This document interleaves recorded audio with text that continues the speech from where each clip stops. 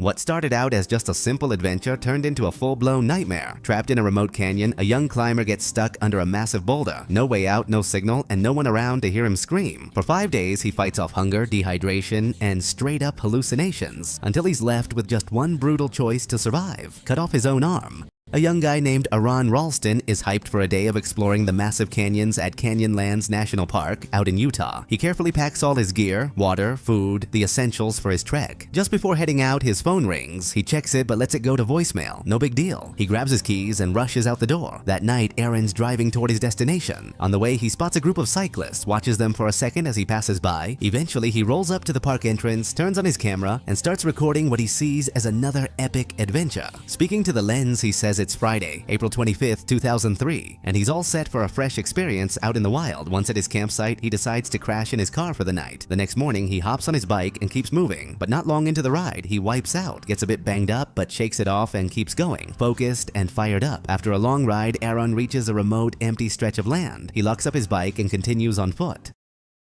There's not a soul around, just a vast, breathtaking, totally silent landscape. As Aron keeps moving, he runs into two young hikers who look a little lost. He walks right up and asks if they need a hand. With a friendly smile, he pulls out his map and helps them figure out where they are. The girls introduce themselves as Christy and Megan. Aron decides to tag along for a bit, just to make sure they're back on track. After walking a while, he tells them about a shortcut he knows, says they're gonna love it. The three of them head off through some narrow mountain trails. At one point, they're standing on top of this rock formation, and suddenly Aron just dives off the edge, straight into what turns out to be a hidden natural pool below. The girls freak out for a second, thinking he fell, but then they hear him yelling up at them, telling them to come down too. One by one, they take the leap, landing in the crystal clear water, laughing and splashing around in this secret little oasis. After the quick swim, they keep hiking for a bit, but eventually it's time to split. Aron's got to keep going solo, and the girls are heading back home. Before parting ways, they snap a selfie to remember the moment.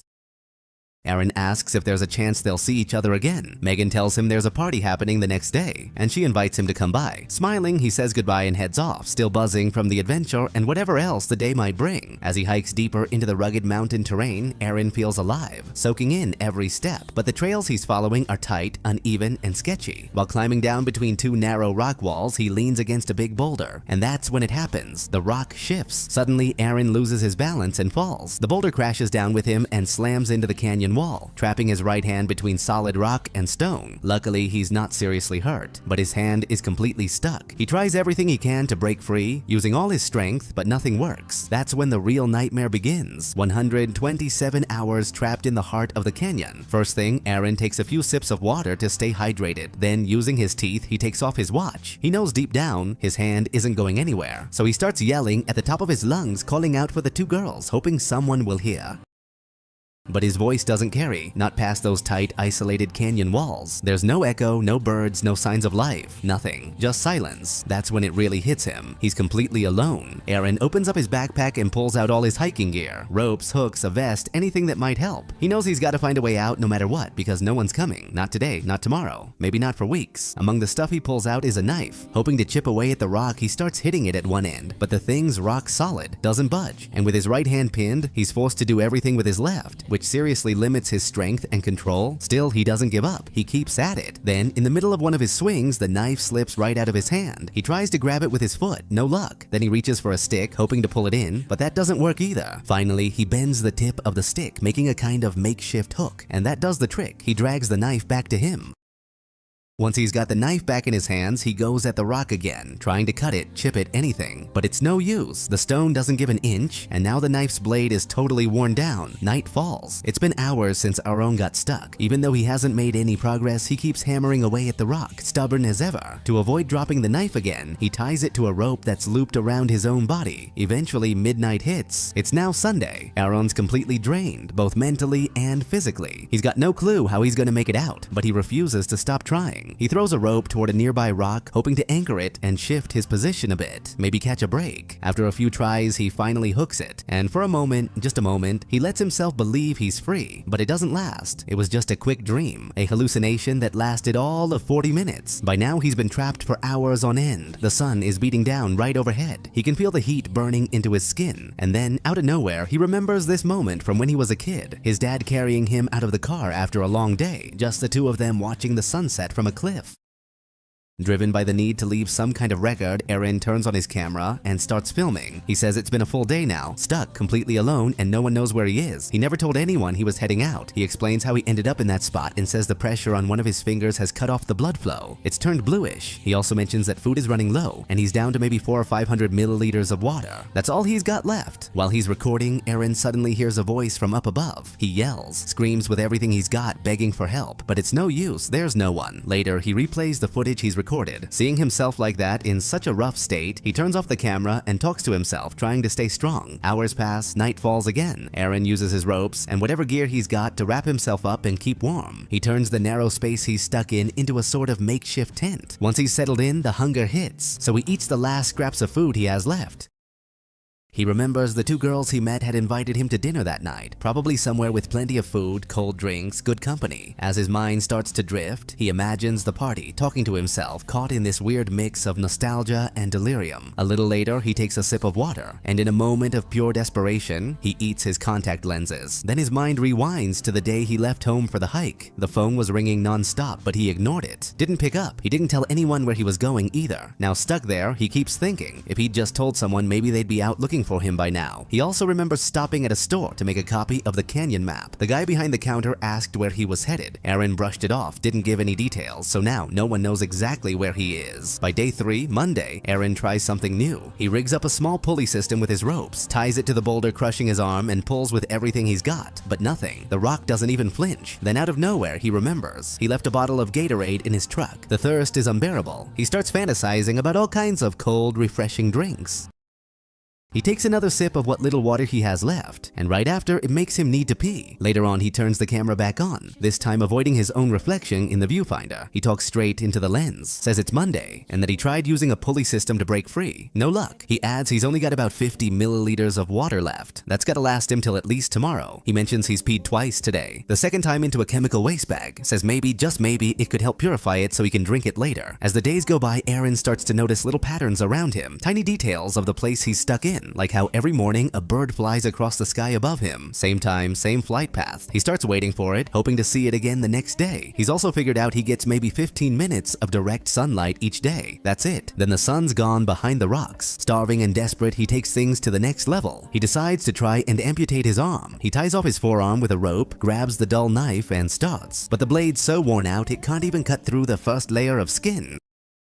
Frustrated, he turns the camera back on and mutters bitterly, "Never buy cheap tools. They're freaking useless." Right then, a memory hits him, out of nowhere. He sees himself as a teenager, back at his parents' house. He's holding a camera, filming his little sister, Sonia, as she gently plays the piano. Later, Aron takes another small sip of water. Just as he's about to pull out an eyelash, he accidentally drops the bottle, spilling some of the precious water that's literally keeping him alive. His mind starts to drift again. He sees flashes of good times with his friends, especially moments with the woman who once meant everything to him. But then, boom, thunder crashes in the distance. The sky goes dark, snapping him out of it. Within minutes, heavy rain starts pouring down. Since he's out of water, Aron makes the most of it. He manages to catch some of the rain in his bottle, but the narrow canyon starts flooding fast. Water rushes down the steep rock walls, and suddenly, he's in trouble. The level rises quickly. Aron starts choking. He's getting pulled under, barely able to breathe, stuck and half submerged.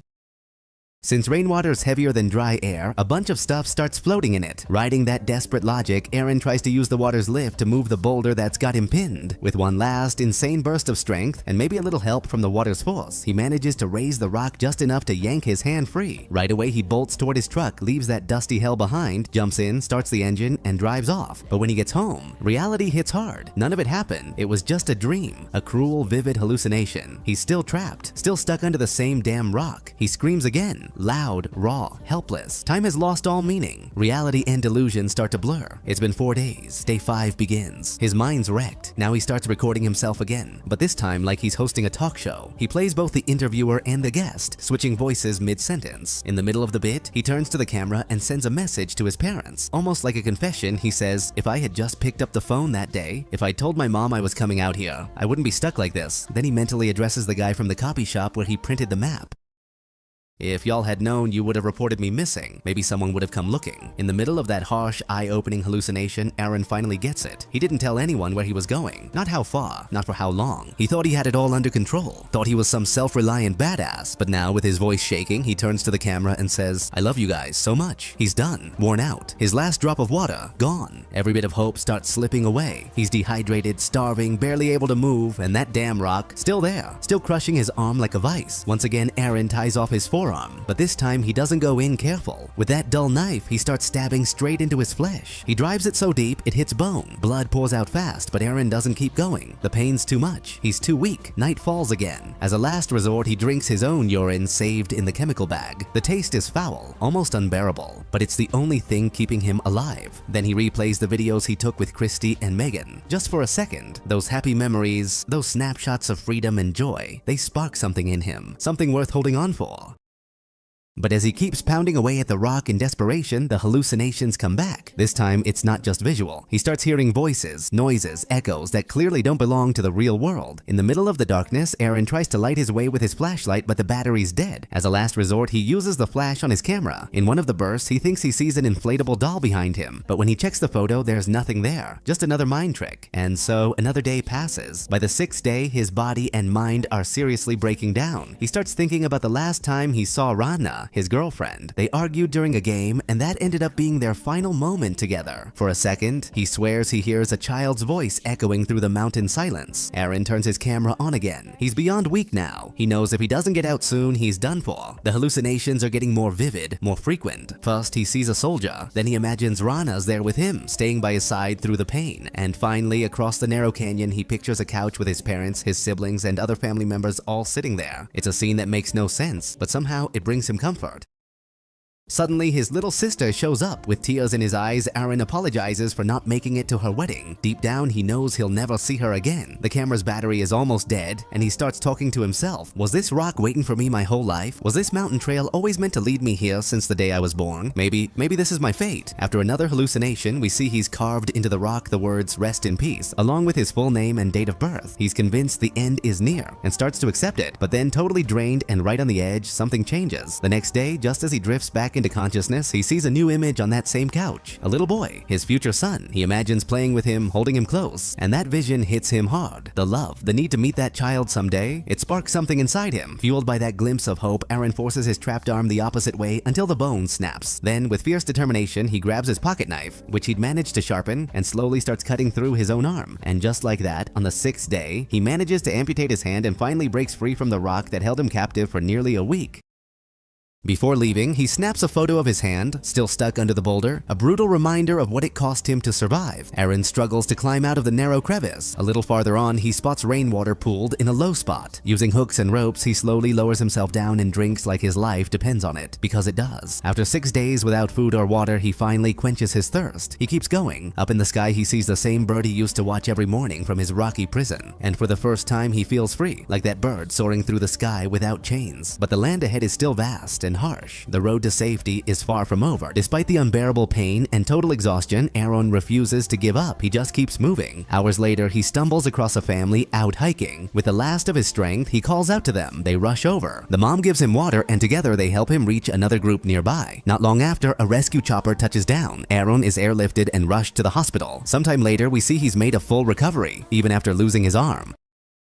That vision of his son, the hallucination that pushed him to break free, ends up coming true. 3 years later, Aron meets a woman named Jessica. They fall in love, get married, and build a life together. Eventually, their son is born, the very image that kept Aron alive during the darkest days of his life. Later on, Aron and Jessica become parents. Their son Leo is born, and his face is strikingly similar to the boy Aron saw back when hope was hanging by a thread. What once seemed like a desperate illusion now becomes something real, a symbol of life, rebirth, and purpose. In the final scenes, we see the real couple behind this story, a reminder that everything Aron went through wasn't fiction, but a true experience of survival, courage, and transformation. And that's where this story ends. If you enjoyed it, don't forget to drop a comment and hit the like button. Catch you next time.